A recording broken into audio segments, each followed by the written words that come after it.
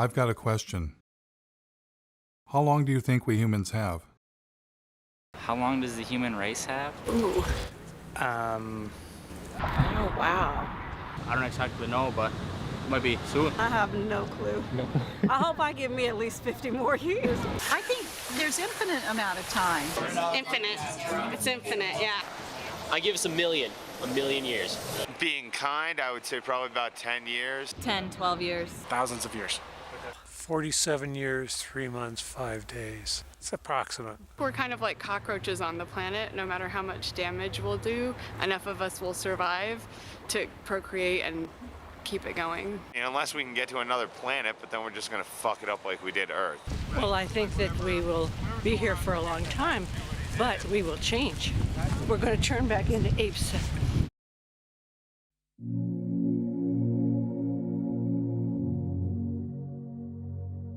Have you ever wondered what would happen if a single species took over an entire planet? Maybe they're cute, maybe they're clever, but lack a certain, shall we say, self-restraint? What if they go too far? What if they go way, way, way, way, way too far? How would they know when it's their time to go?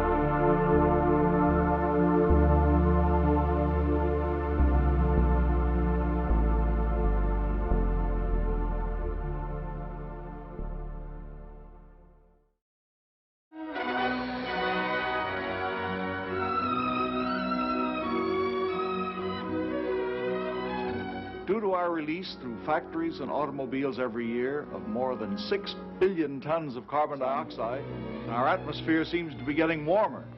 This is bad? Well, it's been calculated a few degrees rise in the Earth's temperature would melt the polar ice caps. And if this happens, an inland sea would fill a good portion of the Mississippi Valley. For in weather, we're not only dealing with forces of a far greater variety than even the atomic physicist encounters, but with life itself. That was 1958. We've known about the dangers of climate change for 6 decades. Back then, there was so much air pollution it would actually block out the sun. There was so much water pollution, rivers caught on fire. Forget throwing plastic bottles into the water. We tossed our cars in there. We also knew someday we'd run out of oil. For millions of Americans, this may be the worst weekend they've ever faced for finding gasoline to give them the automobile freedom they take as their due. I never doubted humans would find a better way, and I wanted to be part of it. A scientist sounded the alarm, and the modern environmental movement was born. Unless we do bring these chemicals under better control, we are certainly headed for disaster. Students all across the country organized the first Earth Day. At this point in time, it's very, very fashionable to talk about the environment, but as every day proceeds, we find very, very little concrete being done. As for me, you might say I was an early environmentalist. When I was 9 years old, a bulldozer began knocking down the woods near my home. I retaliated by putting sand in its gas tank. When I grew up, I became a tree hugger and moved to the wilds of northern Michigan to build a sustainable homestead and commune with nature. I wired my cabin for solar panels and heated with wood instead of fossil fuels. I wrote about sustainable living and environmental issues for the Mother Earth News and several news outlets. I traveled the country documenting invasive species, ecosystem collapse, and species threatened with extinction. I covered protests against destroying mountains for coal, and was once even confronted by the BP police. You're a journalist? Jeff Gibbs, yeah. By all means, you can take all the pictures you want. Okay. We'll write a report, and then we have to send it to the FBI and the U.S. Attorney's Office. They'll call you. Through all of this, I kept wondering, why are we still addicted to fossil fuels? So I decided to begin following the green energy movement. What better place to check out how our renewable energy revolution is coming along than a solar festival in the Green Mountain state of Vermont, powered by 100% solar energy. Solar. I was having fun and got a chance to ask about getting solar panels installed. You can keep adding, so maybe every time you get a tax return, buy another solar panel. But then a little rain began to fall.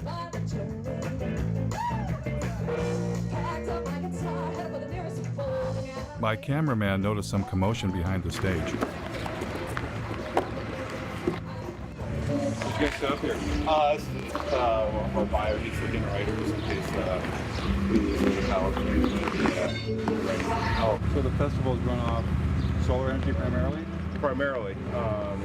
We do need to bring some of this stuff in just because we want to make sure we have enough power to not kill our fancy toys that we have lighting the stage. But the biofuel generator wasn't enough, so they wound up plugging into the electrical grid that we all use. The other inverter operating, it's actually pulling power in from the grid, charging the batteries. It's running backwards from the way we originally intended to do it, but... That was disappointing. But after all, it had been raining. Maybe next time things would go better.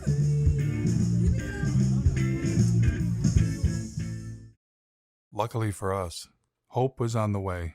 It's been a long time coming, but tonight, change has come to America. Green activists across the country cheered when newly elected President Barack Obama rolled out $1 trillion stimulus package with nearly $100 billion for green energy. Green was finally ramping up, and everyone wanted to be part of it. President Obama brought in environmental activist Van Jones from the Apollo Alliance with shovel-ready projects. They've got to put up tens of thousands of wind farms. They've got to put up millions of solar panels. Former Vice President Al Gore, who had a few years earlier released an Oscar-winning film, shared his ideas with the president. We have the opportunity now to create jobs all across this country, in all 50 states, to repower America. Al Gore had already encouraged billionaire airline owner Sir Richard Branson to invest big time in green energy. Branson is pledging future profits from his airline to the tune of perhaps $3 billion. $3 billion, that's with a B, to fight global warming. Is Al Gore a prophet? How do you spell profit?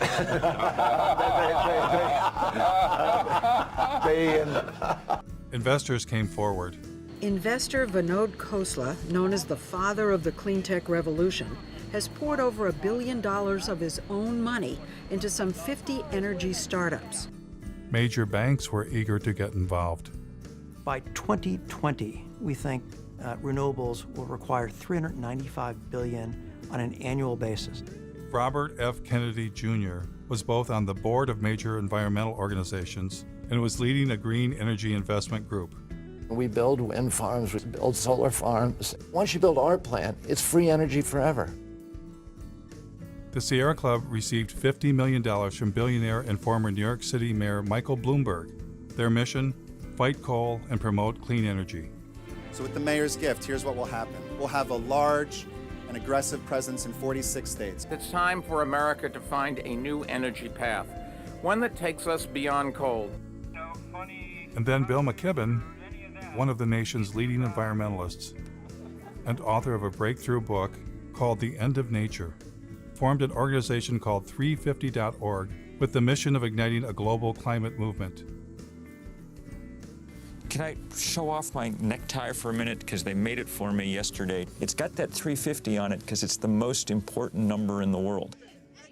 Things were looking up, and the green energy revolution was underway. Michigan had been hit hard by the Great Recession, and hundreds of millions of dollars in green stimulus money was arriving. Now, to do their part for the new green economy, General Motors introduced a new line of electric vehicles. When the Chevy Volt was ready for release, I attended their press conference. So these electric vehicles are ready for public consumption, and we're ready with the infrastructure, with the rates, with the communications. I am extremely grateful to be here today, and in fact, this is a chance for me to say thank you more formally. The Chevy Volt is upstairs. We'll be able to take a look at it. We got about 1,000 photos. Yeah. This is the plug.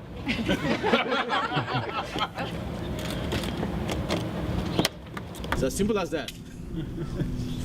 The batteries are in the trunk?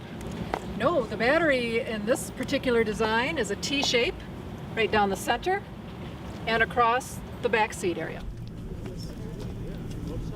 Because everybody thought we killed the electric vehicle. No, we didn't. It's alive and well. So what's charging the batteries right now? What's the source of Well, electricity? here, it's coming from the building. I mean, is it, what's our mix of power? Oh, actually, Lansing feeds the building. What's that? Lansing feeds power to the building. So I don't know. They're, I bet you they're a bit of coal. Well, they're heavy on natural gas, aren't they? right now the car's charging off of your grid? Right. It would be charging off our grid, which is about 95% coal. How long do you think it'll be before there's a solar and wind powered grid? Oh, golly. To suggest that all of the power used for these cars will be generated from wind and solar in the very near future would not be correct. In fact, we're talking about charging these up at night, so there won't be any solar at that time. So we're down to wind, and very often at night the wind does fall off. So I don't think coal is bad. The what? A big battle. Mountaintop removal. Oh, yeah. Yeah. It's got lovely BTUs. It's got lovely Very energy dense, value. isn't it? How do you burn it more cleanly? I mean, do you see natural gas getting bashed? we will be delivering power based on natural gas very shortly. And even with that mix, we intend to use biofuels if we can. The environmental groups are extremely supportive. We did install the state's largest solar array at my company, the Board of Water and Light. It's just down the street from here, a few miles, if you want to take a look at it. What outfit are you with? New World Media. We're doing a segment on the renewable energy. Oh, excuse me, I gotta go for a second. Sorry. Thanks.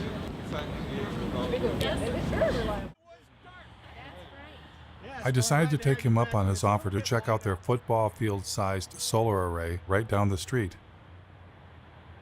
What we're trying to do with this kind of a tour is get a sense for what they've already done as an indication of what we could do to push the envelope even further. We took a hard look at wind and determined that, around here there's not any real good wind coming through all the time. That's what we liked about solar. You would get the power when you most needed it. Pass these around, look at them. They are pliable. Made in Michigan, that was another good thing. Although the efficiency of these panels is only about just under 8%. If you happen to be NASA and you happen to own a rover running around Mars, they have very efficient panels. But we can't afford those at about $1 million a square inch.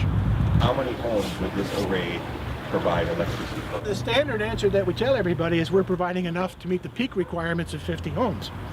However, for most of the people that look at it a little bit closer, we generate about 64,000 kilowatt hours a year. Our average customer uses about 6,000 kilowatt hours a year. 6,000 into 64 is just a little over 10. We can meet the energy requirements for 10 homes over a year. Will that be an incentive to put more solar on? Well, if you wanted to make all of the energy required for the city of Lansing over a year, well, how about you'd have a solar array that was 3 miles by 5 miles. Right, but we're not going to do that. But I mean, what would? My friend from the Sierra Club wanted him to be more positive, but he was not interested. As a consequence of the big push for green energy, wind farms were rising around the nation, including near my home in northern Michigan. We've done coal and nuclear for years. We've been trying to get in more into the renewable side. These are the largest in Michigan. I think it's 482 foot total. How many yards of concrete? There's 800 yards of concrete in the base, right around 140 tons of re-steel. What are those blades made out of? That's all fiberglass and balsam. They're about 36,000 pounds apiece. This tower will weigh 800,000 pounds when we're done. Then the cell is 220,000 pounds, and hub and rotor assembly is another 160. It's pretty substantial. They were impressive machines. But is it possible for machines made by industrial civilization to save us from industrial civilization?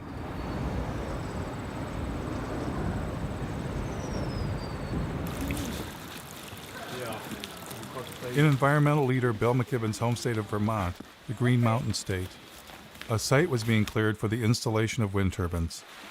A group of citizens was concerned about how the construction might affect the mountains they love. I joined them for a tour. It's going to be 21 turbines. 21. Yeah. On this in this project. Yeah. The estimate was maybe there would be 3 full-time jobs. If the goal is to try to make Vermont the leader in climate change, I appreciate looking to the sky in the hopes that we can do that. But more importantly, I'm personally looking at the ground thinking this is not the kind of legacy I'd want to leave to my kids. When I was a kid, we'd go hiking in these woods. We would be able to drink from the waters down the hill here, and now you have to question that.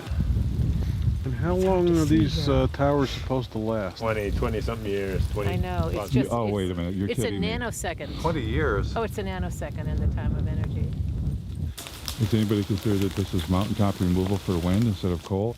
Yeah, and we've even had people say if you can do mountaintop removal in Kentucky and West Virginia for coal, then it's about time that the rest of the country shared in the mountaintop removal too. Hello. I think they're going to tell us to move back. The thing is you've got to have a fossil fuel power plant backing it up and idling 100% of the time. Because if you cycle up or cycle down as the demand on the wind comes through, then you actually generate a bigger carbon footprint than if you just ran it straight. Do you ever go to things where they just go, well, that's not true, it doesn't matter, we're going to have the smart grid? Doesn't make any difference. You still got to have it idling, because let's just say the wind stopped right now, just stopped for an hour. You've got to have that power. What do you do? I'm a environmental health and safety consultant. I usually work with businesses to help them do things, but I would never work with scum like this. You didn't get me on camera doing this, did you? Not being judgmental or trying to play God, but we've got to deal with population growth and sustainable resources. We've all got to cut back. all this energy is supposedly going to heat a water park. We can find unique and different ways to waste energy. This is not a Vermont company. I mean, Green Mountain Power will be bought out by Gas Metro, and Gas Metro is owned by Enbridge, as I understand it, which is a big company, resource company in Canada, which is exploiting the tar sands, that wants to build the XL pipeline. See, they're all in bed together. Still we don't know the whole story. Have you asked Mr. McKibben to come see that? He thinks anything renewable is good. Yeah. So that's what I've heard people say. This is...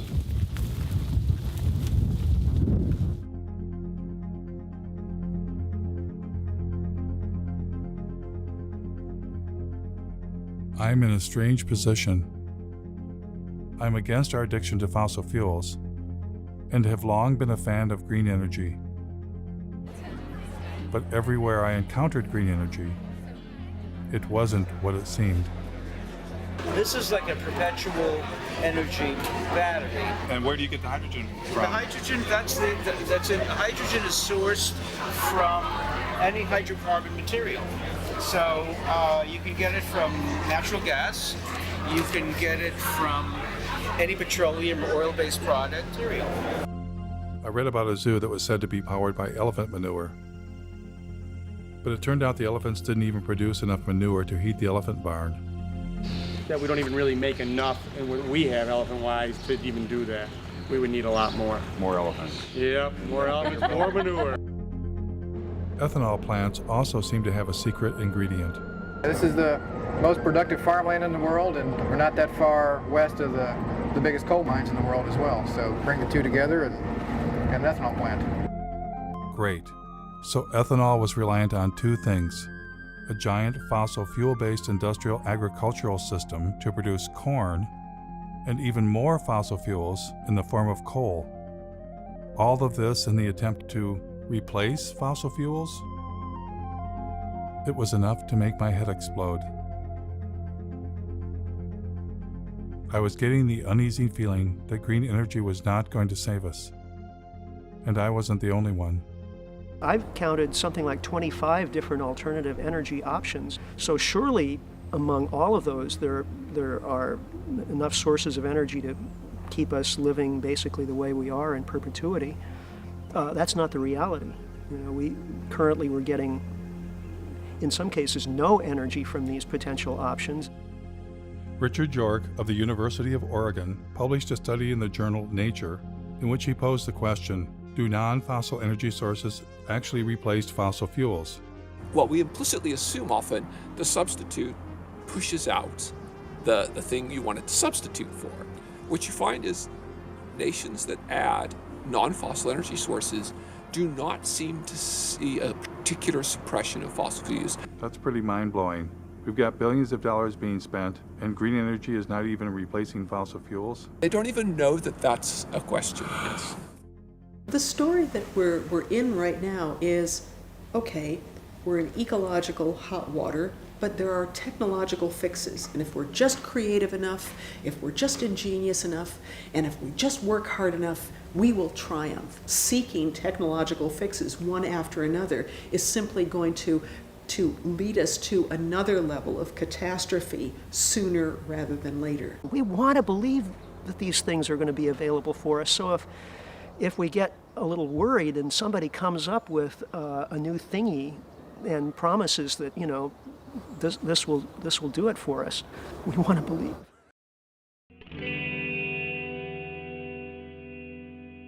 Because we're a little worried. Are we desperate to accept any idea that sounds alternative or green? Are we avoiding looking too closely because we don't want to know the answer?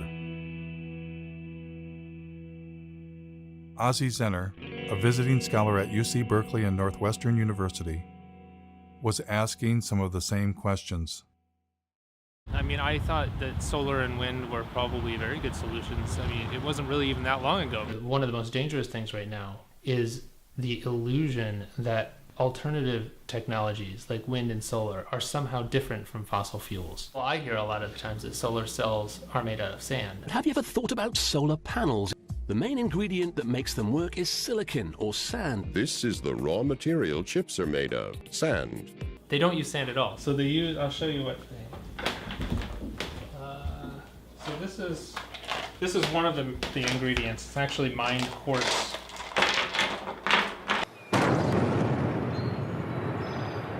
Spruce Pine, North Carolina, regarded as the finest source of high-purity quartz in the world for semiconductor, solar, and communication applications.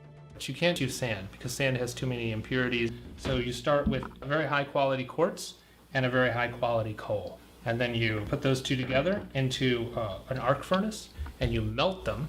The quartz is then melted with coal in a large furnace at temperatures of up to 1,800 degrees. So you need more coal to do that. So that's, I get another coal out. So that's, when we melt these together, we get silicon metal and carbon dioxide. And the carbon dioxide just goes off and you got rid of the carbon, you're left with silicon metal. This is not clean coal. Not clean coal. Ozzie Zenner said it was an illusion that renewables were replacing coal or any fossil fuel. Environmental groups continued telling a different story. We've already seen more than 25% of the U.S. coal fleet has already either retired or is on a schedule to retire. Coal plants were closing, but Ozzie explained that well-meaning people were being misled. NV Energy is now going to go ahead and shut down the plant and go with renewable. One of the largest solar plants, and that's going to happen right behind me. Since you can't replace a coal plant with solar, they're actually replacing the coal plant with 2 natural gas plants. And natural gas is a fossil fuel. This is the Las Vegas cogen natural gas plant. This is one of the facilities that's replacing the coal plant that's being shut down. This is the Sun Peak generating facility. This is the second natural gas plant that was used to replace the coal plant. And you hear the same story in Iowa. Instead of using energy generated by coal-fired power plants, the solar farm will now avoid about 2.1 million pounds of carbon pollution. But then they're building a larger natural gas plant. This is a 650 megawatt natural gas plant. That's 4 times more megawatts than the coal plant over there that it's replacing. And they're doing the same thing in North Carolina, which was the subject of that Years of Living Dangerously series. Duke Energy operates a coal plant right outside of Asheville that is the biggest source of climate pollution in western North Carolina. And we are working to retire that plant and replace it with clean energy. But what they don't tell you is that we're also building a larger natural gas facility. So we'll be retiring the 2-unit, 376 megawatt coal plant. We'll invest $750 million to build a state-of-the-art natural gas plant. When Michael Brune stands up and talks about clean energy, he's using solar cells and wind turbines. This is the new world, 100% clean energy. When Michael Bloomberg stands up and says cleaner energy, he's talking about natural gas. Create cleaner energy, solar, wind, and natural gas. In fact, the Sierra Club's Beyond Coal campaign actually coincides with one of the largest expansions of fossil fuel production that we've ever pulled off, most of that being natural gas. Ozzie's assertion that renewables were not replacing fossil fuels, if true, would upend all of our assumptions about green energy and what was going to save us. What would happen if I asked the same question to industry insiders? Like, where do solar panels come from? Well, you have to start with a mine. Or, what's stopping us from running the world on 100% solar and wind? Well, intermittency is one of the major challenges with grid stability. The sun's everywhere except when it's not there. There's a lot of developers that were flocking to California wanting to connect their solar farms and wind farms. The utilities would turn to me and my team to help them look at what the impact to their grid would be. When we add solar cells or wind turbines to a grid, do we get to shut off a coal plant? That's certainly the goal. The problem is, or the difference is that renewables are intermittent. All of a sudden a cloud cover could come over and your solar generation could drastically decrease. And if you don't have something else there to meet whatever the load is at that moment, then you're going to have power outages. So we don't get to turn a fossil fuel power plant off when the sun is shining or the wind is blowing? Well, it's not that easy. We need to be able to back up that power to keep the system steady all the time so it doesn't collapse. Most likely that's through fast-acting gas plants, but also what we call the baseload plants, either nuclear or coal, that are on all the time, but that maybe can be dialed down during the day and dialed up when demand starts rising. Does it affect the efficiency to turn fossil fuel power plants on and off? Oh yeah, they don't like to be dialed up and down. It does make, that's wear and tear for them. Turning them on, turning it off, there's energy used and lost in any time. Kind of like when you turn on your car and off, you use a little extra gas to get it turned on. I do still think you have to maintain a base load of some kinds. What's the solution then? You need energy storage. Without storage, you can't count on it. If you can store the energy that's created off of things that are intermittent, like solar and wind, you can store that, then you're reducing your need for a base load. But would adding storage like batteries increase the carbon footprint? Yeah, absolutely. In a big way, actually. And as more energy storage gets on the grid, it has a mass scale implication. When I looked up how much battery storage there is, it was less than 0.1% of what's needed. In a couple years, they begin to degrade and need to be replaced a few years later. I learned that the solar panels don't last forever either. Some solar panels are built to last only 10 years, so it's not as if you get this just magic free energy, right? I don't know that it's the solution, and here I am helping to sell in materials that would go into photovoltaics. And so to overcome profound limitations of solar and wind, rarely discussed in the media, a new generation of technology was rising in the California desert. What is this? What we're using is a field of mirrors to focus sunlight onto a tower. The power plant itself, at 377 megawatts, will be the largest of its kind in the world. This will become the biggest solar plant in the world. There's some people that look out in the desert and they see miles and miles of emptiness. I see miles and miles of a gold mine. But this next generation had a fossil fuel secret too. This solar facility burns natural gas pretty much every morning in order to get it started up. How long do they have to burn it for? Hours usually. This is the incoming natural gas for the facility. This plant would work about as well without natural gas as I would without coffee in the morning. Or maybe how you would be without food. Without food, yeah. They have to file for acid rain permits for nitrous oxide emissions. They have to apply for carbon offset permits because they're producing carbon dioxide here, so they have to offset that. The whole thing is built using fossil fuel infrastructure, from the concrete to the steel to the mirrors to the backing on the mirrors. The sun is renewable, but the solar arrays are not. Oh, come on. There's got to be something renewable. Glass is renewable. Glass is not renewable. Iron's renewable. Aluminum, that's renewable. I recycle my pop soda cans. I know it's renewable. Yeah, the problem with all of these materials is that it takes an incredible amount of energy to mine and process all of the materials that go into building something like this. You use more fossil fuels to do this than you're getting benefit from it. You would have been better off just burning the fossil fuels in the first place instead of playing pretend. That green energy has nothing to do with fossil fuels is apparently a story only meant for you and me. Here is Robert F. Kennedy Jr. speaking to oil and gas company insiders. It's a combination solar gas plant. It's a turbine that we just take from a gas plant, suspend it from a big scaffolding, a tower, and surround it by giant mirrors in the desert. The plants that we're building, the wind plants and the solar plants, are gas plants. What kind of game is being played here? I mean... Well, we're basically just being fed a lie.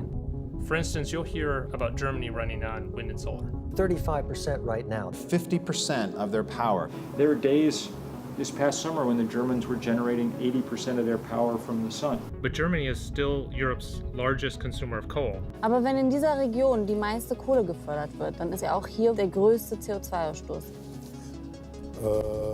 Only a small fraction of their energy actually comes from wind and solar. In fact, Germany just built a large terminal to import natural gas from the United States. Elon Musk, the founder of Tesla, when he announced his Gigafactory battery plant, he said it would power itself with wind and solar energy.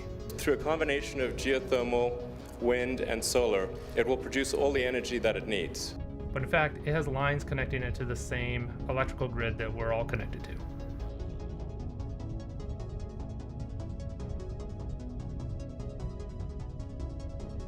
Electric cars, wind turbines, and solar panels use rare earth metals. And in fact, the rare earth mine is right up the street from here. In mining these deep deposits, About 90% of what they pull up out of the ground contains uranium, thorium, and low level of other radionuclides. Radioactive waste that has to be disposed of somehow. They kind of turn into a paste and spread it over the desert floor. Well, that's good for the desert, right? Yeah, the desert loves that. Tesla's electric cars are built with aluminum, which uses 8 times more energy to manufacture than steel. They use lithium, which also rely on toxic mining, and even more graphite, which is one of the rarest forms of carbon. In fact, the investors wanted to open several new graphite mines after Tesla announced the Gigafactory. Apple claims to be 100% renewable. We never stop thinking about what's best for the planet. We now run Apple on 100% renewable energy. All of our facilities worldwide. And they did chop down a forest to put up solar panels near their North Carolina plant, but they didn't disconnect it from the grid, and they can't. Duke says energy-hungry companies like Apple can never go entirely off the grid. They're still hooked up to our grid. Despite all the claims, I haven't found a single entity anywhere in the world that's running on 100% solar and wind alone. It turns out, you don't just need fossil fuels to run a place like Ivanpah. You need the devil himself. Or in this case, themselves. All of the mirrors that you see there are built by the Koch brothers, Guardian Glass Industry, a company that they control. Koch Carbon creates a lot of the inputs that are used to create the cement and the concrete and the steel. And not only that, they build the plants that builds polysilicon for solar cells. They actually their own solar line called Solar Molex. From every step of the process, the Koch brothers are there. But they're the evil doers. Yeah, the funny part is that when you criticize solar plants like this, you're accused of working for the Koch brothers. That's the idiocy in all of this. This absolutely cannot extend civilization's life. This relies on the most toxic and industrial processes that we've ever created.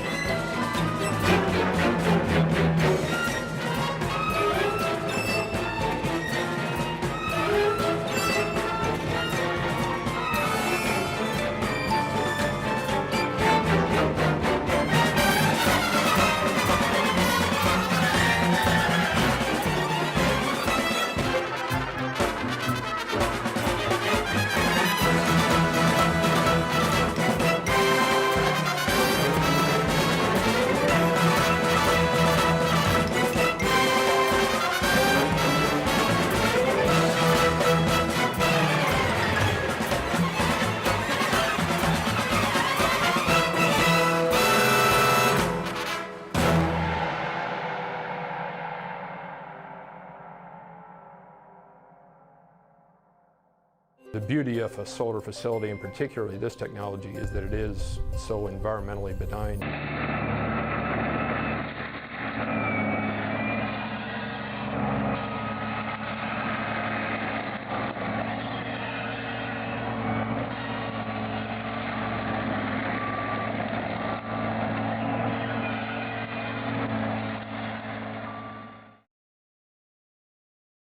I too had once thought deserts could be sacrifice zones. I was wrong. Deserts are not dead. They are in fact full of ancient life.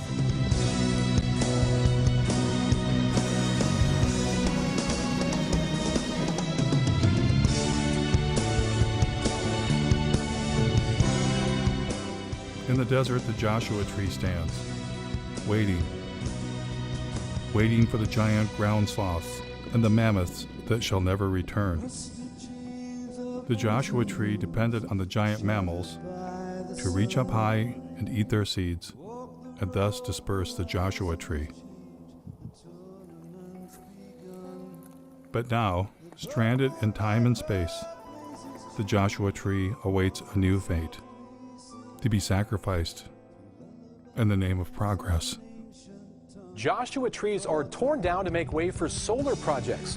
23ABC's Cassie Carlisle travels to the Mojave Desert to talk to neighbors. They're not your usual tree, more like something from fiction, but these Joshuas are causing quite an uproar. No, it makes me sick. As they're clearing them off, killing them real quick, and now they're grinding them up, getting rid of all the evidence.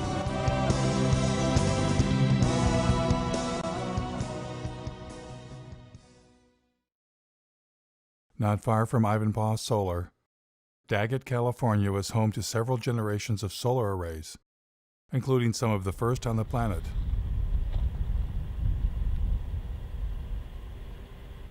Ozzy and I thought we would take a trip to see where it all began.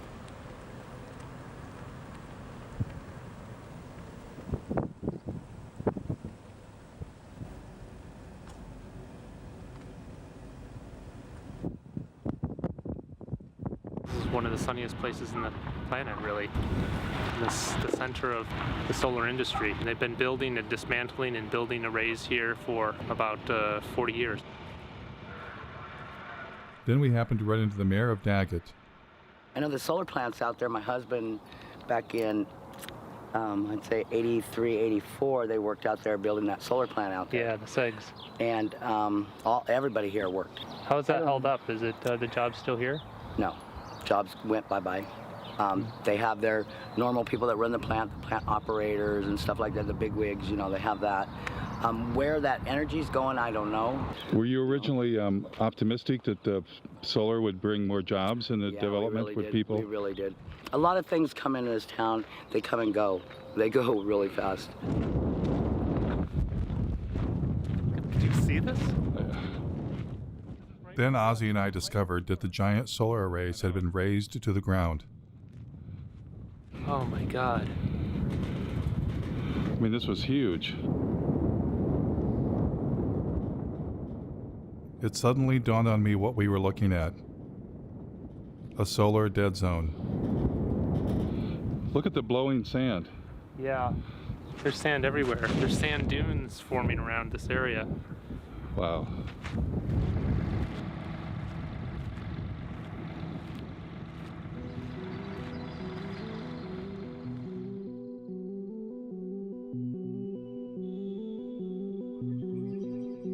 So after all the mining, the fossil fuels, the toxins, the environmental destruction, here's what happens next.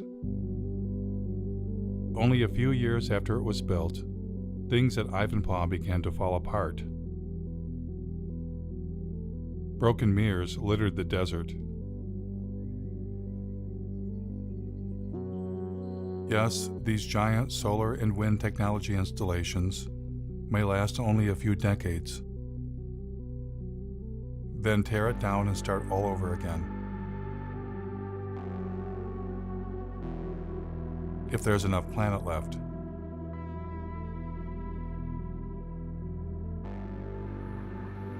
It was becoming clear that what we have been calling green, renewable energy and industrial civilization are one and the same.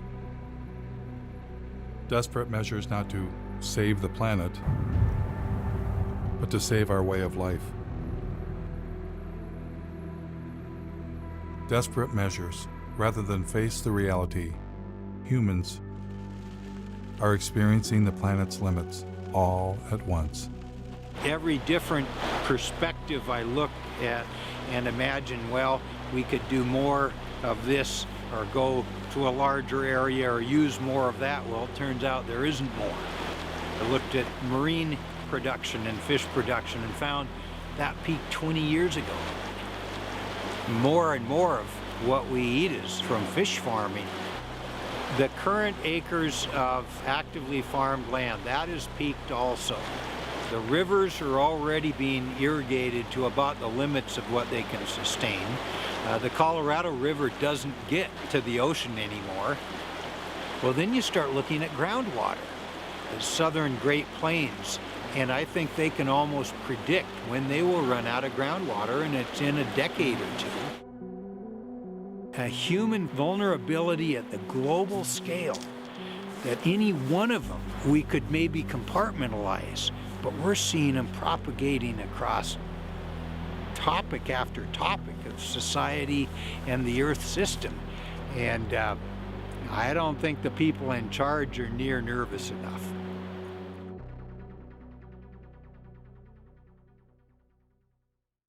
Though each of them takes climate change seriously, every expert I talked to wanted to bring my attention to the same underlying problem. There are too many human beings using too much too fast. As a global community, we really have got to start dealing with the issue of population. Population growth continues to be not the elephant, the herd of elephants in the room. Can a single species that's come to dominate an entire planet be smart enough to voluntarily limit its own presence? Is there any precedence for that in nature? Wow. We have to have our abilities to consume reined in, because we're not good at reining them in if there are seemingly unrestrained resources. Species hit the population wall a lot and then they crash. I mean, that's a common story in biology. If that happens to us, in a way, it's the natural order of things. And I don't think we're going to find a way out of this one. I don't. As a scientist, what leads you to that conclusion? Well, because right now, a large percentage of that number is supported by industrial agriculture, which is heavily subsidized by oil, and it's not sustainable. And, you know, and there's no going back. Without seeing some sort of major die-off in population, there's no turning back. What's the thing that nobody ever asks you that you want? Nobody's ever asked me if I'm scared. Yeah. And I am. I actually am scared. I lose sleep over all of this.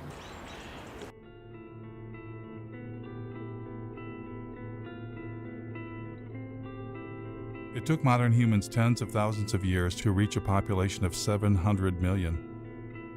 And then we tapped into millions of years of stored energy known as fossil fuels. Our human population exploded. It increased by 10 times in a mere 200 years. Our consumption has also exploded, on average 10 times per person, and many times more in the Western world. You put the two together, the result is a total human impact 100 times greater than only 200 years ago. And that is the most terrifying realization I have ever had. We humans are poised for a fall from an unimaginable height. Not because of one thing, not climate change alone, but all the human-caused changes the planet is suffering from. So why are bankers, industrialists, and environmental leaders only focused on the narrow solution of green technology? Is it the profit motive?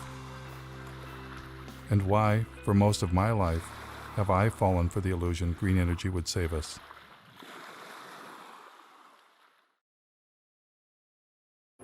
Clearly, to answer this question, I needed professional help. Keep my stuff, but that ever. No. Never heard. I'll just be honest with you about my dilemma. You can be my, clinical, social, psycho. It's like the right has religion, and they have a belief in infinite fossil fuels. Our side says, oh, it's going to be okay. We're going to have solar panels. We're going to have wind towers. As soon as I heard you talk about our denial of death, I'm like, could that be it? Could it be that we can't face our own mortality? Could we have a religion that we're unaware of? Absolutely. I think you've hit the proverbial nail on the head. What just differentiates people from all other forms of life is that, we're not only here, but that we know that we're here. If you know that you're here, then you recognize even dimly that you'll not be here someday. And on top of that, we don't like that we're animals. So we don't like that we're going to die someday. And we don't like that you could walk outside and get hit by a fucking meteor. What human beings did back in yesteryear is to envelop ourselves in culturally constructed belief systems. Call them cultures, call them worldviews, schemes of things, whatever you call them. Every human community has them. Every culture has an account of the origin of the universe. Every culture has a prescription for how you're supposed to behave while you're here.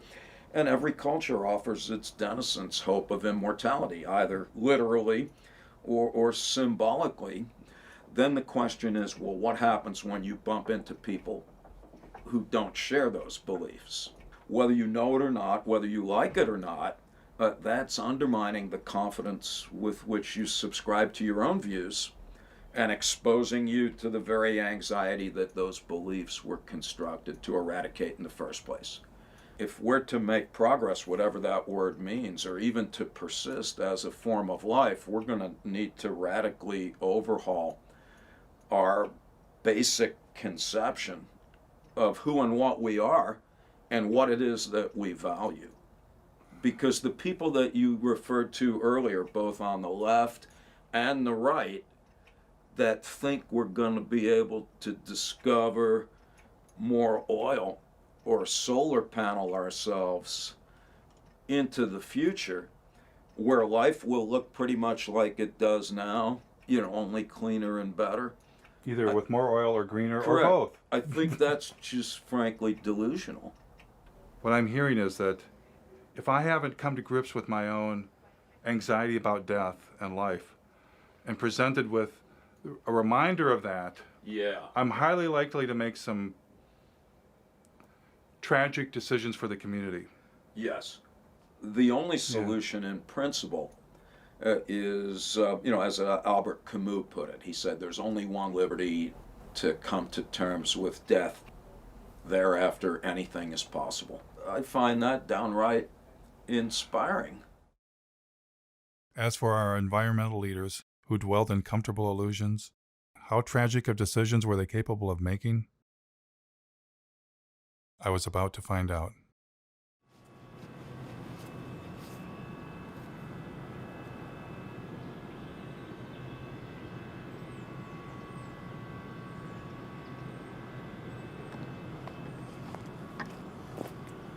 They claim they're just using forest residues, but actually a great deal of what the McNeil facility and lots of biomass facilities burn is whole trees. As you can see by this pile that's stacked right outside of the facility, these are trees. It turns out that the biggest source of green energy in Vermont is something called biomass, burning trees to create electricity. This is definitely not the way, and that the first step is actually looking at our lifestyles and how we can reduce our energy consumption. This is all the ash that has varying levels of toxic metals, a great deal of radiation, as these trees have been absorbed. Oops, there's a... You're in unforbidden territory here. Are we? I asked both of you to come up to our office, okay? Is that something you're interested in doing? It's not an interest. You got 5 seconds or I'm calling 911. Okay. Got 2 individuals Police will be down here in about 2 minutes. But you asked us to leave and we're doing so, I'm so not we're not asking trespassing. you to leave. I'm asking you to come up to the office. Okay, thanks for the offer. Maybe next time? You got everything here. So you have the #1 polluter in the state that people think emits magical fairy dust from the smokestack. The reality is what you have is a facility that burns 400,000 green tons a year of trees. This facility burns 30 cords of wood per hour. That's a hell of a lot of wood. And on top of that, it actually burns natural gas as well. And to think you would have to have 10 of these to replace one average coal-fired power plant. It's just not going to work. It's just nuts. It takes a great deal of fossil fuels to cut down all of these trees to truck them in, to use the big machinery to dump the wood chips everywhere. So the idea that somehow this is not anything to do with fossil fuels just doesn't even make any sense. It couldn't happen without fossil fuels, in fact. How did the environmental groups get pulled into this? Obviously, the main factor is delusion. A lot of these environmental groups have been saying that all we have to do is, for instance, switch our fossil fuel economy over to a few solar panels and windmills, and we can continue living life, as normal. Some of the environmental groups have been for years touting facilities like this, saying that, number one, it's carbon neutral, that this will actually help us fend off climate change because there are no CO2 emissions. It actually emits over 400,000 tons per year of carbon dioxide. Oh, but once we cut them, they'll grow back. They'll grow back over a period of decades to centuries. But if we cut every tree in the United States, it would be able to power the country for a year, and then what happens when, the trees are gone?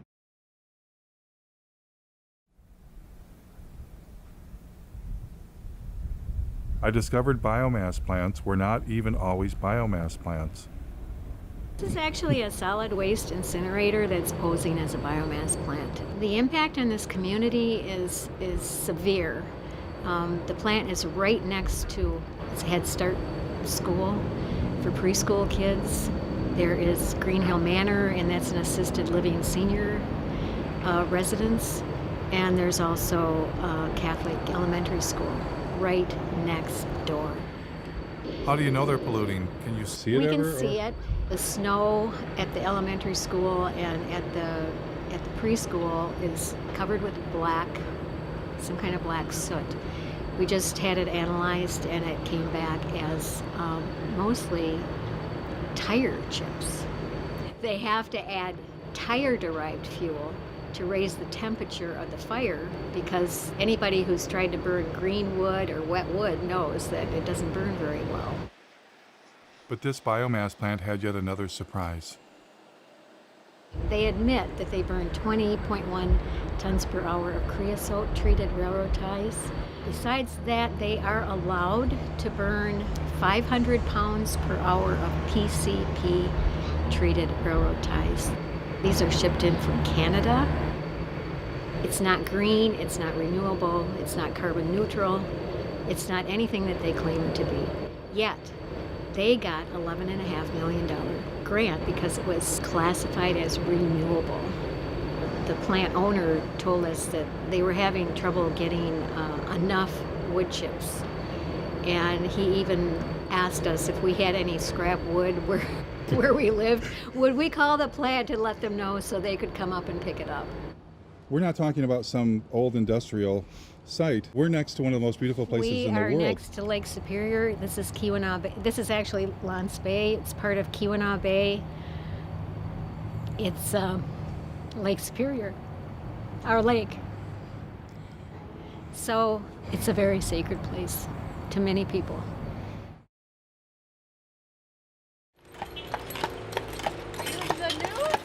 No, there's supposed to be a climate change rally.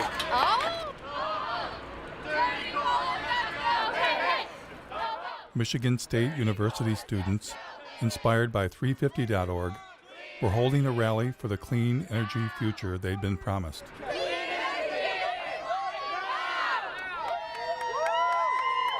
Imagine when I found out that it is the largest on-campus coal plant in the nation. The goal is to get the whole world moving beyond fossil fuels. Who wants to do a 350 sign on the steps of the... But it turned out Michigan State had a form of green energy in mind the students did not support. The university contracted with a energy contracting company. They put together like a modeling tool. First 2 or 3 months that the steering committee was using this modeling tool, it didn't even contain data for wind or solar. So there was... Adam told me they were planning on substituting coal burning with biomass burning. The permit that is currently being considered by the state is a permit for 24,000 tons of biomass per year. And the plan is to do that in all four boilers. Unfortunately, the steering committee considers biomass renewable at the moment, which we're not happy with. Michigan State wasn't the only university to go green. I'm happy to announce that Carolina will be going beyond coal in the next decade. Now, as we begin to wean ourselves on coal, we're about to try another alternative energy source, biomass. And who is here to help the University of North Carolina switch from burning coal to burning trees? So it is a great pleasure to be here today to celebrate the remarkable step that the university is taking to say we're going to do our part. A remarkable step indeed. We're to do our part by getting out of bed with coal companies and into bed with logging companies? Where did the idea of colleges going green by burning trees come from anyway? A little college called Middlebury in the heart of Vermont. Welcome to the celebration of the opening of Middlebury's new biomass gasification system. It's now my great pleasure to introduce this afternoon's speaker, Bill McKibben. What powers a learning community? And as of this afternoon, the easy answer to that is wood chips. It's incredibly beautiful to stand over there and see that big bunker full of wood chips. You can put any kind of wood in, oak, willow, whatever you want. Pretty much anything that burns, we can toss in there if we can chip it down to the right size. And there are very few similar cases any place in this country of that kind of change over that scale. But it shows it could happen anywhere, and it should happen anywhere. In fact, it must happen everywhere. It must happen everywhere. And now it's time for a nature break, enjoying our sustainably managed Michigan forests. If you walk through here and you look, there's virtually nothing growing. A little bit of grass occasionally. And it seemed that biomass plants indeed were suddenly everywhere. Like this one in Cadillac, Michigan. In Detroit, an incinerator that burned garbage was considered green. The Detroit incinerator is known to emit horrible smells and pollutants that neighbors say make them feel sick and put their health at risk. It's a stink. It's a horrendous stink. A proposed biofuel plant for the Upper Peninsula of Michigan would consume trees from tens of thousands of square miles. In order to create 40 million gallons of ethanol, they were going to have to use up over 1 million tons of green wood. We pointed out that they were going to be using more natural gas than they were going to be creating ethanol to displace the natural gas. If you continue to do this, you're going to be fertilizing the forest. Fertilizing the forest with fossil fuels. Fossil fuel-based, right, fertilizers. Made from natural gas. Yeah. Then came a ballot proposal backed by Bill McKibben and nearly every major environmental group, requiring Michigan to get 25% of its electricity from renewable sources by the year 2025. This year, Michigan voters have a choice. Keep burning dirty coal and oil, or move Michigan to clean, renewable energy like wind and solar. Vote yes on Proposal 3. Surprisingly, Proposal 3, also known as 25 by 25, was the brainchild of an organization that was 100% biofuels and biomass. Allowing America's farms, ranches, and forest lands to be active participants in contributing to America's energy future. These are the biomass and biofuel plants across the U.S.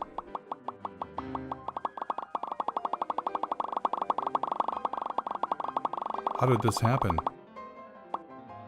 And it wasn't just the USA, it was all around the world. Wood chips, which is just a euphemism for trees, are being exported to Europe from America, British Columbia, Brazil, and Indonesia, wherever they can get them from.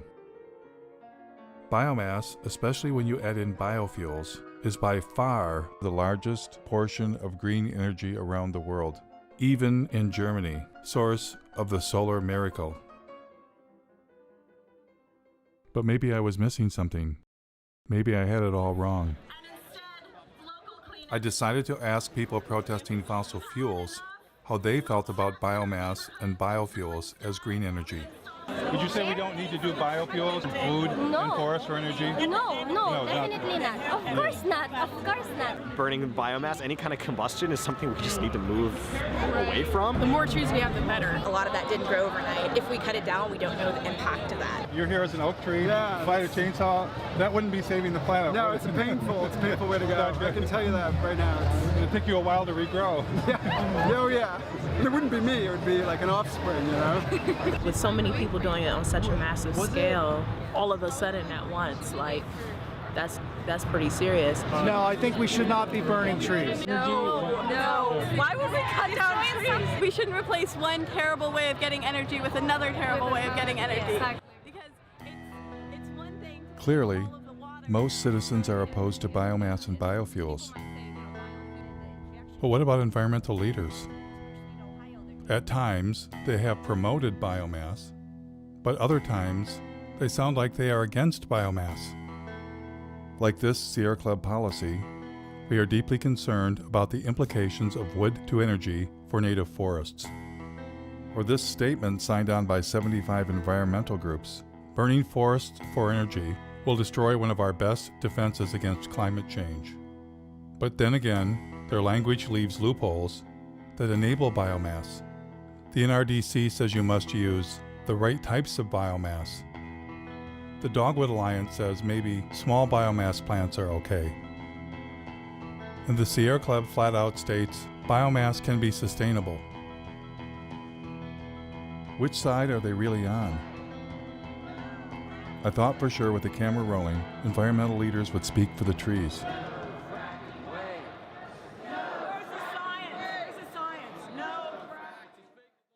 We're here to tell a story about what the forests of this state, of our Commonwealth, mean to us. Does your organization have any stance on that? I'm not sure I would say we support it as much as we can wrap our heads around it. We've almost made a peace with the timber industry. I'm just curious, what's your group's stance on using forests for biomass?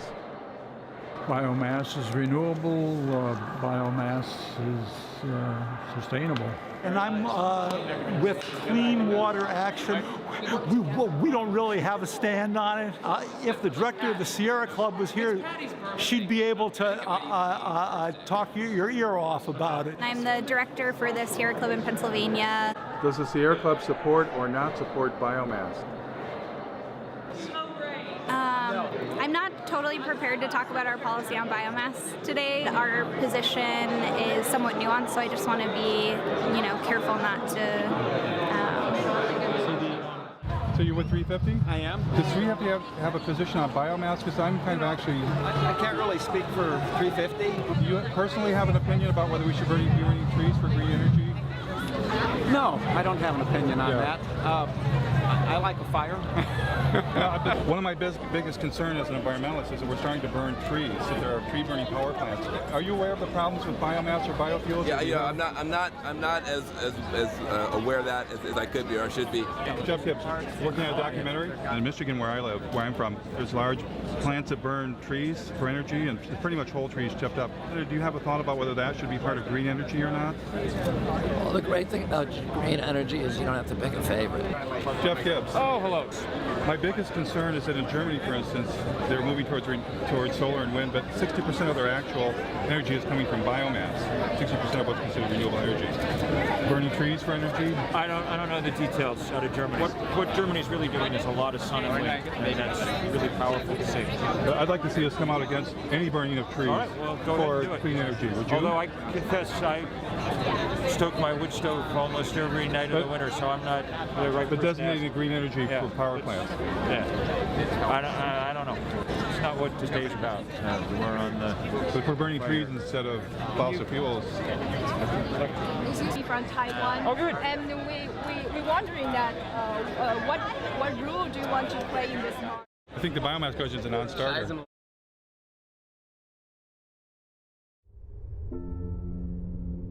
I found only one environmental leader willing to reject biomass and biofuels. So we are talking of the old oil economy trying to maintain itself now through another raw material, the green planet. The only reason corn and soya is being planted for biofuel in this country is the subsidies make it profitable.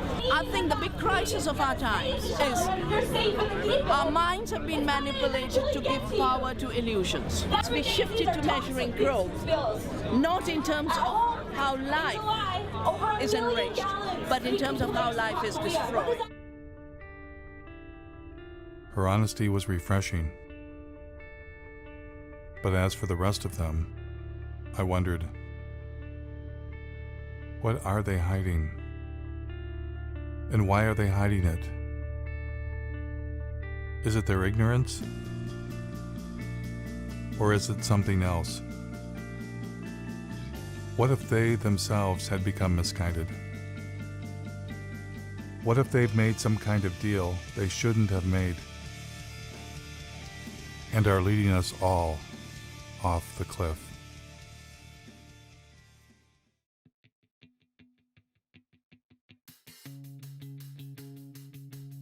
It was long past time for me to come to grips with the other elephant in the living room, the profit motive. The only reason we've been force-fed the story climate change plus renewables equals we're saved is because billionaires, bankers, and corporations profit from it. And the reason we're not talking about overpopulation, consumption, and the suicide of economic growth is that would be bad for business, especially the cancerous form of capitalism that rules the world, now hiding under a cover of green. Today, Bloomberg Philanthropies is making, I'm happy to announce, a new investment of $30 million in the Beyond Coal campaign. We have more. I'm glad to say that more than a dozen additional funders have committed to match that $30 million. And who were these new partners? One of them was Jeremy Grantham, billionaire, world's leading timber investment advisor. They were not investing in trees to turn them into nature preserves, which might answer another riddle. Why is this name redacted on the Sierra Club's tax return? Would they be embarrassed to take $3 million from a man who made his living selling the forests of the world? Bloomberg bringing a timber investment billionaire to the party was no coincidence. Bloomberg sponsored a UN climate session to discuss ramping up biomass and biofuels around the world. Billionaires were in love with the idea of turning what was left of nature into green profits. Remember when Al Gore had gotten Richard Branson to invest billions into saving the planet? Richard Branson, founder of Virgin Atlantic, powered a Boeing 747 from London to Amsterdam on a coconut oil mixture to highlight the potential of this amazing oil as a clean energy biofuel. Branson had actually invested in biofuels. He was attempting to replace the jet fuel damaging the planet with biofuels that required the consumption of the living planet. And it was game on for the airline industry. Dozens of researchers from all over the Northwest gathered in Missoula the past 2 days to explore the idea of converting the region's massive reserves of wood into jet fuel, especially with the demand for aircraft fuel expected to grow by 1 billion gallons in the Northwest alone. United Airlines will buy a $30 million stake in biofuel company Fulcrum Bioenergy. The airline used 3.9 billion gallons of fuel last year. What technology was Silicon Valley billionaire Vinod Khosla hoping to profit from? Nature takes 1 million years to produce our crude oil. Kior can produce it in seconds. The company took over this old paper mill where logs are picked up by a giant claw, dropped into a shredder, and pulverized into wood chips. Clean gasoline. green gasoline. There must be a downside. There is no downside. The bank that crashed the economy, ruined millions of lives, and has our tentacles on the levers of power. What would their favorite form of green energy be? One of the very interesting markets that we deal with is Brazil. It's unlike any other market in that today, alternative energy isn't really alternative energy. It's so much a part of the fabric of the society. The country began to utilize its vast resources of sugarcane to produce ethanol. There was a man from Goldman Sachs who was particularly in love with turning forests into profits. Has everybody got enough coffee? You might want to get some more. Meet David Blood, former CEO of asset management for Goldman Sachs. How much money did Mr. Blood believe should be invested in green energy? A natural alignment for something in the order of $40 to $50 trillion worth of capital. $40 to $50 trillion. And who was going to help the man from Goldman Sachs? Help him raise that astronomical amount of money? A gentleman some of you may recognize and know, Bill McKibben. It's entirely dependent on what kind of political will we can muster. And if we do not get this done very fast, then we're not going to get it done. And so Bill McKibben went forth to generate the political will for trillions of dollars in green investments. Our next guest has been called our nation's leading environmentalist. And you are, in some sense, the grand poobah of the environmental movement. My guest tonight is on a global crusade. On a global crusade for what? Commit to divesting from fossil fuels. We can't justify investing our money in companies that are basically running Genesis backward. So when you divest from fossil fuels and invest in green funds, what are you investing in? I took a deep dive into Securities and Exchange Commission filings to find out. For instance, in the Green Century funds, recommended by 350.org and Bill McKibben, I found less than 1% solar and wind, and 99% things like mining,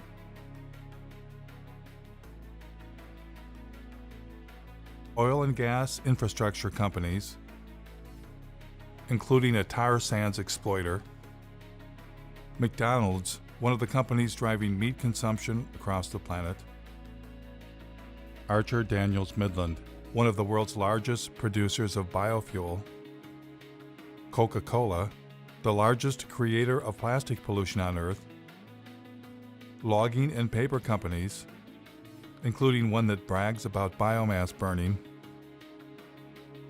and banks.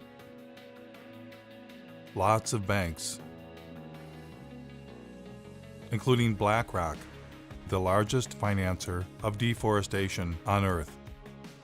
The business that they're engaged in is actually destroying our life support system. The Sierra Club also partners with a green fund called Aspiration. Aspiration also includes dozens of companies profiting from the destruction of the planet, including Chevron, ExxonMobil, Chesapeake Energy. In order to maximize the production potential of the well, the shale formation will be hydraulically fractured. The Russian gas giant Gazprom. Gazprom owns the world's largest explored gas reserves, 36 trillion cubic meters.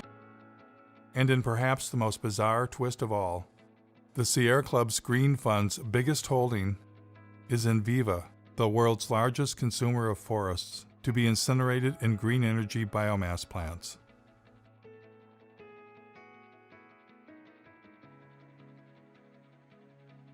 Of course, one investment option is a green fund run by Bill McKibben's buddy, David Blood.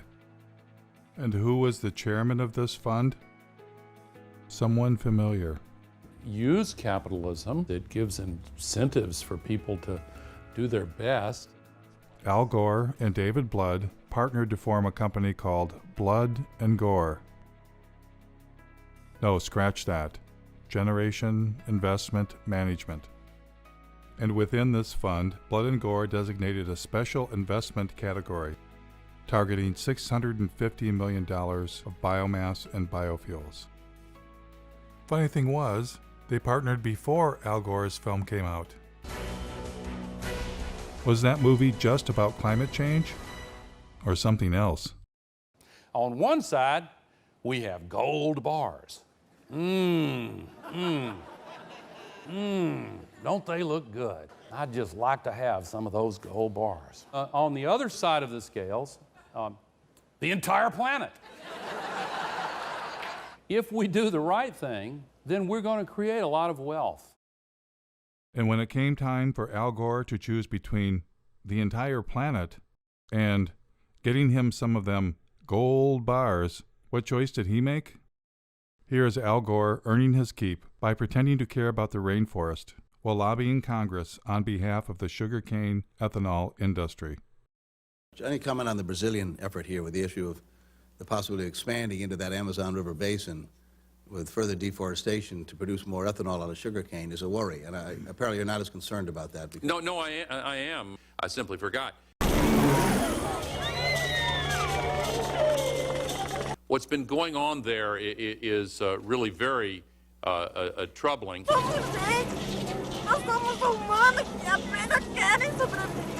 And with your permission, I'll show you a very quick example of it over a period of 25 years. The invasion of sugarcane monocultures in the region clashes with the indigenous people's right to land. These are images of a last-ditch attempt by the Guarani Kaiowá to resist eviction. Important to note that the exploitation of the sugarcane growing areas in Brazil does not have to inevitably have the knock-on consequence of causing destruction in the Amazon. Sugarcane fields are burning. They're set alight before the harvest to eliminate the leaves and tops of the plant, which makes cutting more efficient. Environmentalists blame the seemingly endless sugarcane fields for air and water pollution on an epic scale. And along with deforestation, the threat it poses to the environment is becoming clear. Once the indigenous families were expelled, the landowners set their homes on fire.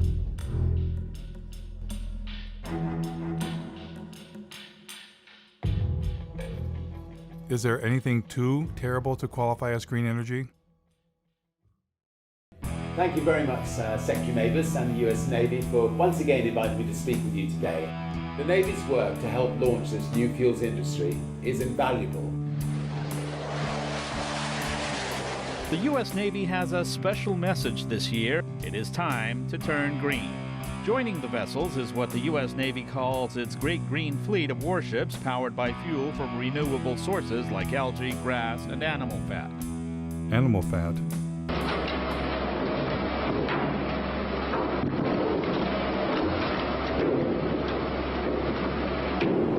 The next time you fill up at your neighborhood gas station, you might find yourself pumping a little alligator into your tank. That's right, UL Lafayette researchers have developed alligator fat into a renewable source for biofuels.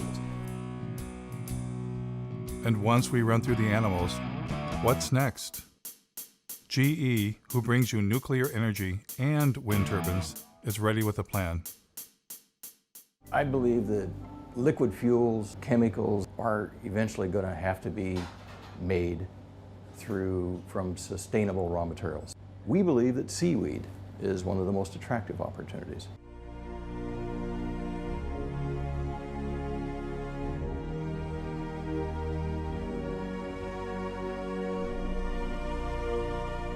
Better hurry. 1 year after it was filmed, the seaweed forest was dead.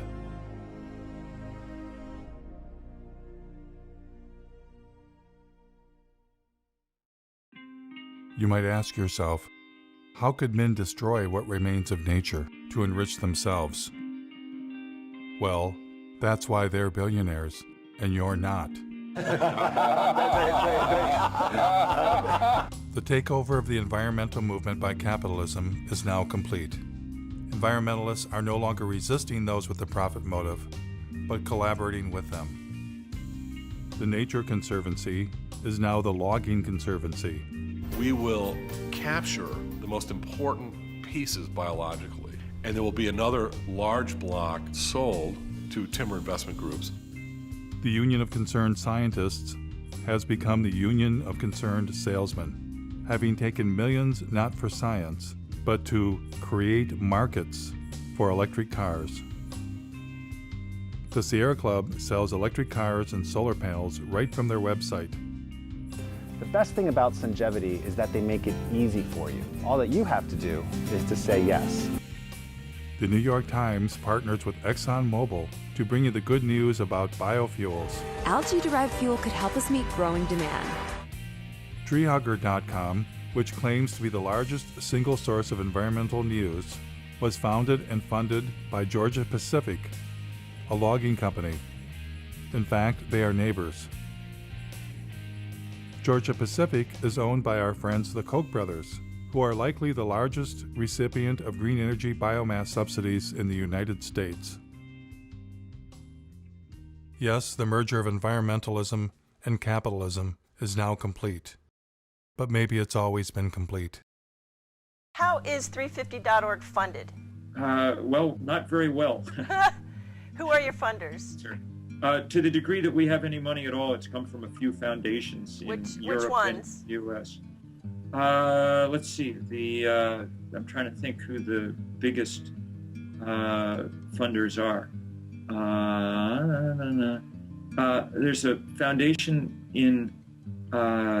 based in Sweden called, I think it's called the Rasmussen Foundation, that I think has been the biggest funder. So you don't get money from Pew or Rockefeller or any of those big No, we did. Rockefeller Brothers Fund gave us some money right when we were starting out. That's been useful too. But they no longer fund you? I don't know. I don't have a sort of really funder sitting in front of me. And that's usually something that people know. Rockefeller's been one of our is a great ally in this fight. You just sold your TV network to Al Jazeera. Right. And that government is basically nothing but an oil producer. Gas mainly and oil. Your take on that, about $100 million pre-tax from a country that bases its wealth on fossil fuels. Isn't there a bit of hypocrisy in that? Well, I get the criticism. I just disagree with it. I'm proud of the transaction. You couldn't find for your business a more sustainable choice. What is not sustainable about it? Because it is backed by fossil fuel money. I get it. I get it. And so, if you got yourself an environmental movement and environmental leaders, why not buy the holy day itself? Happy Earth Day!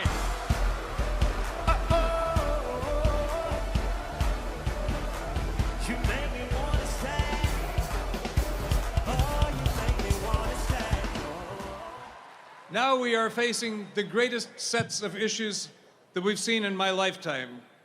It's time now for a new generation to jump up on the stage and create a habitable country, a habitable planet that we can all enjoy. Are you that generation? I need to thank Building Energy, which provided so much solar power to this that we've powered the entire event with solar energy. But when I went backstage to see what was really going on, You ain't running this whole thing on that, Jack. I can tell you that. The toaster is 1,200 watts. So that run right there could run a toaster. I found the installer. Hi. Are they running the festival on these solar panels? The concert is run by diesel generation system. They didn't ask us to energize the concert. Oh, okay. And we'd also like to thank our incredible corporate sponsors who've been behind the movement to end extreme poverty and tackle climate change since the very beginning. We want to thank Toyota, Citibank. We want to thank Caterpillar. We're standing at the construction site of the Dakota Access Pipeline. It looks like there are at least 3 bulldozers actually bulldozing the land. People have gone through the fence. The bulldozers are still going. And they're marching over the dirt mounds. Without these partners, it wouldn't be possible. Let's give them a round of applause, everyone.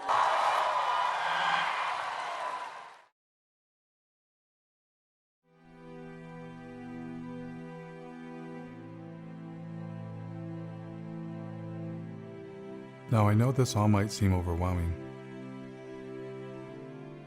It's the kind of thing that we normally don't try and think about. But by not thinking about it, it stands a good chance of doing us in. I truly believe that the path to change comes from awareness. That awareness alone can begin to create the transformation. There is a way out of this. We humans must accept that infinite growth on a finite planet is suicide. We must accept that our human presence is already far beyond sustainability and all that that implies. We must take control of our environmental movement and our future from billionaires and their permanent war on planet Earth. They are not our friends. Less must be the new more. And instead of climate change, we must at long last accept that it's not the carbon dioxide molecule destroying the planet. It's us. It's not one thing, but everything we humans are doing. A human-caused apocalypse.